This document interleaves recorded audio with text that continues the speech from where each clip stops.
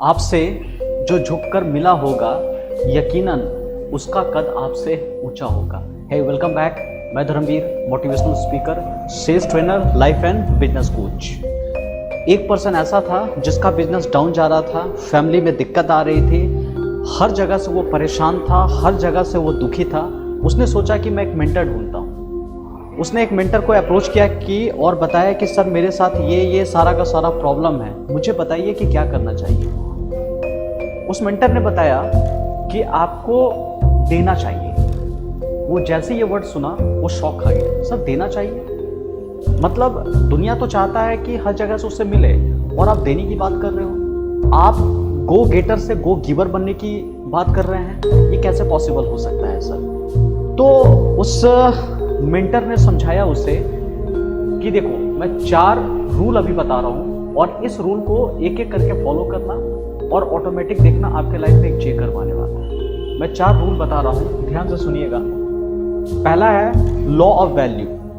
First law of value मतलब आप जितना पैसा ले रहे हैं उससे ज्यादा वैल्यू ऐड करके दे रहे हैं कस्टमर को, तो आपका बिजनेस बहुत ज्यादा बढ़ेगा, आपके रिलेशनशिप्स बहुत ज्यादा बढ़ेंगे, लोग आपको पसंद करने लगेंगे। मैं एक छोटा सा एग्जांपल देता हूँ आपको। एक हॉट डॉग बेचने वाला मतलब वो ठेला पर हॉट डॉग बेचा करता था, या समझ जाओ आइसक्रीम बेचने वाला था। अब लोग पता है क्यों से ज़्यादा पसंद करते थे, हालांकि बगल में भी आइसक्रीम बेचते थे लेकिन उसके पास ज़्यादा भीड़ होती थी। वो क्या करता था, कीमत तो उतना ही रखता था लेकिन उतनी कीमत में वो बहुत ज़्यादा वैल्यू प्रोवाइड करता था। करता क्या था, अब ये वैल्यू क्या होता है, ये फाइनेंशियल वैल्यू हो सकता है, किसी को पैसे से सपोर्ट कर सकते हैं। अगर आपके पास नहीं है कोई दिक्कत नहीं, जरूरी नहीं कि पैसा ही होता है, आप इमोशनल वैल्यू दे सकते हैं, आप उसके साथ अपनी कोई स्किल्स शेयर कर सकते हैं। ये सारे के सारे वैल्यूज में ही काउंट होता है। वो आइसक्रीम वाला क्या करता, वो जब बच्चे उसके पास खाने आते तो उसका डेट ऑफ बर्थ रिमेंबर कर लेता और जब बर्थडे आता ना तो उसको विश करता, उसको छोटी छोटी प्रेजेंट गिफ्ट देता। तो ये बच्चों के लाइफ में वैल्यू ऐड करता।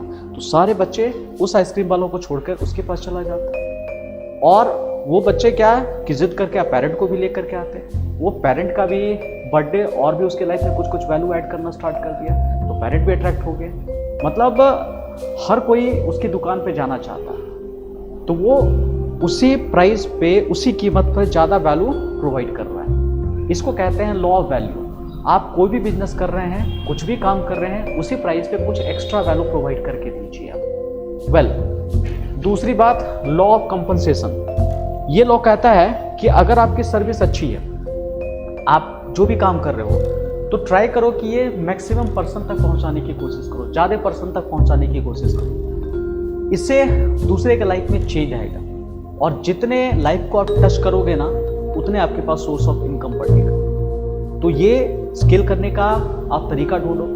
आप टेक्नोलॉजी के बेसिस पे स्केल कर सकते हो, फ्रेंचाइजी मॉडल बना के स्केल सकते हो, अपने बिजनेस को फैला सकते हैं। तो फैलाने का बहुत सारा तरीका है। आप अपना बिजनेस खुद जाकर वहाँ खोल सकते हैं, नहीं तो फ्रेंचाइजी मॉडल पे काम कीजिए या टेक्नोलॉजी के बेसिस पे स्केल कीजिए, डिजिटल प्रोडक्ट बनाइए जहाँ पर ज़्यादा दूर तक आप रीच कर सकते हैं। उसी तरह तीसरा लॉ कहता है लॉ ऑफ इन्फ्लुएंस। ये लॉ ऑफ इन्फ्लुएंस क्या है, जहां पर दूसरे की नीड को ज्यादा समझा जाता है कि सामने वाला बंदा क्या चाहता है, सामने वाला पर्सन क्या चाहता है, उसके हिसाब से आप सॉल्यूशन ऑफर करो। अगर मान लो कि आपकी कोई प्रोडक्ट है और सामने वाला को अगर नीड है तो ही ऑफर करो, अगर नीड नहीं है ना तो उसको मना कर दो, सॉरी सर ये प्रोडक्ट आपके लिए नहीं है, बेकार का आपका पैसा बर्बाद हो जाए। तो इसको कहते हैं लॉ ऑफ इन्फ्लुएंस। आपको सामने वाला की नीड समझना पड़ेगा, उसको बैठा करके पूरी उसकी नीड को एनालिसिस करना पड़ेगा। वो क्या चाहता है, उसे किस तरह के काम में इंटरेस्ट है, उसकी वैल्यू क्या है, उसका मिशन क्या है, उसका लाइफ क्या है, उसको कैसे जीना है। इसको हम लोग कहते हैं लॉ ऑफ इन्फ्लुएंस कहते हैं। और फोर्थ है लॉ ऑफ ऑथेंटिसिटी। ऑथेंटिसिटी कहने का मतलब कि आपको दिखावा नहीं करना, आप जैसे हो ना एकदम रियल बने रहो। तो लोग रियलिटी को ज़्यादा पसंद करता है। लिव योर ट्रूथ, अपने सच्चाई को जियो। लोग इसी का भूखा है, बनावटी बातें नहीं करना है। मैं इसका एक एग्जांपल देता हूँ। एक लेडी थी जिसका हस्बैंड डाइवोर्स दे दिया उसे और उसके 3 बच्चे थे। उसको समझ में नहीं आया कि अब क्या करें। तो वो सोची कि अब कुछ ना कुछ तो अर्निंग के लिए करना पड़ेगा, तो वो कुछ कोर्स ज्वाइन की जिसमें से एक रियल एस्टेट का था, उसको प्रॉपर्टी सेल करना था। तो उसको पूरी ट्रेनिंग दी गई, सेल्स उसके ट्रेनिंग दिया गया, सारा क्लोजिंग टेक्निक उसको सिखाया गया कि कैसे सेल्स को क्लोज करते हो, सारा चीज़। लेकिन फिर भी दिक्कत थी कि वो एक भी सेल को क्लोज नहीं कर पा रही थी, वो काफ़ी हार गई थी और कॉन्फिडेंस वो काफ़ी लूज हो गया था। तो फाइनल एक क्लाइंट था उसके पास, वो सोची कि नहीं मैं कोई टेक्निक यूज़ नहीं करूँगी, बस वो as a human touch, as a friend के जैसा बात कर रही थी और प्रॉपर्टी अपना बता रही थी, दिखा रही थी। उसको तो ये भी याद नहीं कि पता नहीं प्राइस बताई भी है कि नहीं बताई। उसको लगा कि ये मेरी बहुत बड़ी गलती। फिर पता चला कुछ दिन के बाद उसी पर्सन का उसके पास कॉल आया और बोला कि उसकी प्रॉपर्टी सेल हो गई, डील क्लोज हो गया है। और उसने कोई भी टेक्निक नहीं अप्लाई की थी, जो रटा रटा टेक्निक था वो कुछ ही अप्लाई नहीं की। उसने सिर्फ एक ही बात की, वो ह्यूमन टच देना चाहती थी, वो जो पर्सनल टच होता है वो देना चाह रही थी और खुल के बात कर रही थी, एक दोस्त के जैसा, एक फ्रेंड के जैसा।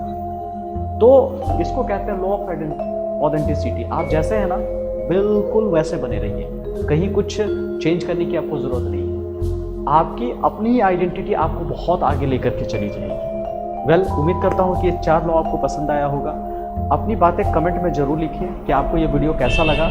अगला वीडियो कौन से टॉपिक पे चाहिए आपको, मैं आपके टॉपिक का ही, आपके कमेंट का ही कंटेंट बनाता हूँ। वीडियो को लाइक ज़रूर कीजिए, इससे मेरा उत्साह बढ़ता है, मुझे पता चलता है किस तरह के वीडियो आपको और भी चाहिए।